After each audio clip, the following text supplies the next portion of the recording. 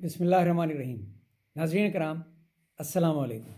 उम्मीद है आप सब खैरियत से होंगे। आज एक इंतहाई अहम वीडियो के साथ हासिल हुआ हूँ। ये 3-4 वीडियोस की छोटी छोटी वीडियोस की एक सीरीज़ होगी जिसका उन्वान है how to organise yourself. जी हाँ, तलबा और तालबात ने बहुत फरमाइश की कि उनकी डॉक्यूमेंटेशन कैसे ठीक हो सकती है, तो उस सिलसिले में ये सीरीज़ कर रहा हूँ। बहुत ज़्यादा वक्त नहीं लूँगा, लेकिन ये वीडियोस इंशाअल्लाह तमाम तबक़े फ़िक्र के लोगों के लिए और तमाम तलबा और तालबात के लिए इंतहाई मुफीद साबित होगी। जी, आज पहली किस्त में हम कैटेगरी 1 यानी पर्सनल डॉक्यूमेंट्स के बारे में बात करेंगे। कैटेगरी 1 पर्सनल डॉक्यूमेंट्स हैं जिनका ताल्लुक बराह रास्त आपकी ज़ात से है। जी हाँ, सबसे इम्पॉर्टेंट चीज़ है आपका अपना बर्थ सर्टिफिकेट। इंश्योर कीजिए कि बर्थ सर्टिफिकेट पे आपका नाम, वल्दियत, स्पेलिंग समेत सही हो। यह एक ऐसी गलती है जो बुज़ुर्गों से भी हुई है और बच्चों से भी हुई है।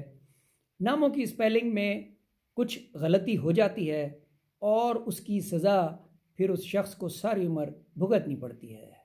मैं अपनी मिसाल दे सकता हूँ। हक की स्पेलिंग में HAQ भी होता है और HAQUE भी होता है।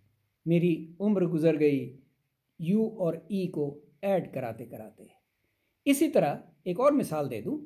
कुछ लोग आमिर की स्पेलिंग AAMIR लिखते हैं और कुछ सिर्फ AMIR लिखते हैं और कुछ AMER भी लिखते हैं।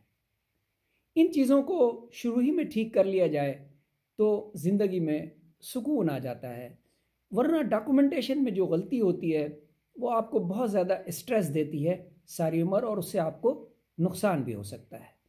तो बर्थ सर्टिफिकेट पे सबसे इम्पॉर्टेंट चीज़ आपके नाम की स्पेलिंग और मुकम्मल नाम, last name, first name, middle name, complete नाम, वल्दियत के साथ, सही स्पेलिंग के साथ और सही तारीख़ पैदाइश और जाए पैदाइश के साथ होना ज़रूरी है। दूसरा अहम document national identity card CNIC, जो नादरा से बनता है। और अब तो तमाम डॉक्यूमेंट्स नादरा ही से बनते हैं, इसलिए ज़रूरी है क्योंकि वो उर्दू और इंग्लिश दोनों में होता है।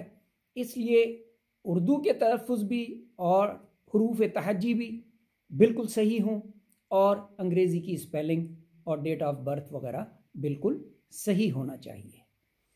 उसके बाद सबसे इम्पॉर्टेंट डॉक्यूमेंट एक आपका ट्रैवल डॉक्यूमेंट है, यानी पासपोर्ट, जो जाहिर है आपके CNIC की मदद से ही बनेगा। तो अगर आपकी चीज़ें CNIC पे ठीक हैं तो उम्मीद यही है कि पासपोर्ट पे भी आपकी चीज़ें ठीक होंगी। उसके बाद जो एक अहम ज़ाती डॉक्यूमेंट है अगर आप शादीशुदा हैं तो वो है आपका मैरिज सर्टिफिकेट यानी निकाहनामा।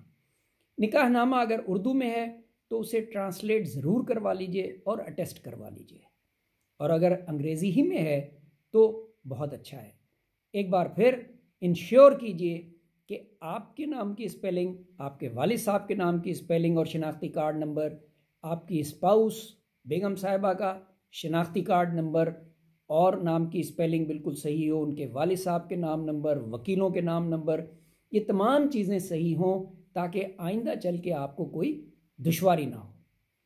अगर आपके बच्चे हैं तो फिर नेक्स्ट अहम डॉक्यूमेंट आपका होगा फैमिली रजिस्ट्रेशन सर्टिफिकेट यानी FRC। FRC पे अपने, बेगम साहिबा के और अपने बच्चों की सही इंदराज कराएं ताकि कभी आपको कोई जहमत ना हो। और उसके बाद ड्राइविंग लाइसेंस आपका एक इंतहाई अहम पर्सनल डॉक्यूमेंट है। तो ये तो जनाब 6 डॉक्यूमेंट्स जो मैंने आपको बताए, ये कैटेगरी 1 पर्सनल डॉक्यूमेंट्स। आज के लिए बस इतना ही। इन चीज़ों को ठीक कर लीजिए। उसके बाद नेक्स्ट कैटेगरी यानी कैटेगरी 2 पर्सनल में आपके एजुकेशनल डिग्रीज़ और सर्टिफिकेट्स इंशाअल्लाह ताला डिस्कस किए जाएंगे। याद रहे कि इन तमाम डॉक्यूमेंट्स की सॉफ्ट कॉपी, हार्ड कॉपी आपने अपने पास फोल्डर में रखनी है और इनको फौरी तौर पे अटेस्ट करा के उसके बाद स्कैन करें और उसके बाद अपने फोल्डर में रखें। ये बहुत ज़रूरी है। याद रहे कि पासपोर्ट या मैरिज सर्टिफिकेट या FRC अगर आपने मुल्क से बाहर इस्तेमाल करने हैं तो इनकी अटेस्टेशन सिर्फ नादरा ही से नहीं बल्कि मोफा से भी होगी, यानी मिनिस्ट्री ऑफ फॉरेन अफेयर्स से भी। बेहतर है कि इन डॉक्यूमेंट्स को अटेस्ट कराने के बाद स्कैन करें, सॉफ्ट कॉपी में महफूज कर लें और हार्ड कॉपी के कम से कम 2 स्टैंड बाय फोल्डर्स ज़रूर बनाएं। याद रहे, अगर आपकी डॉक्यूमेंटेशन ठीक है, ज़िंदगी भर आपको ना कभी परेशानी होगी, ना कभी तकलीफ़ होगी, ना कभी कोई जुर्माना लगेगा और ना आप मेंटल स्ट्रेस से गुजरेंगे। आपका बहुत शुक्रिया। अल्लाह हाफ़िज़।